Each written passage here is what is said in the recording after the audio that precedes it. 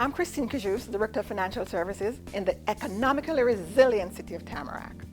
September 13, our Commission will vote to establish the fiscal year 2022 budget first proposed during the July budget workshop. For the next few weeks, our finance team will provide you updates to help you better understand this important process, beginning with property taxes. Did you know your property taxes help pay for crucial city services? July 14th, the City Commission established the proposed millage rate, which determines your maximum property tax amount for the coming year. Since 2011, Tamarack's millage rate has been 7.2899. Each year, the Broward County Property Appraiser officially determines the taxable value of all properties. Here's how to calculate your property taxes for the year.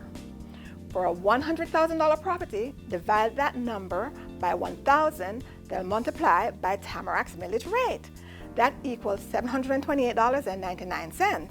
Pretty simple, right? In early August, keep your eyes on your mailbox. You'll be receiving your trim notice, which estimates your annual property tax bill.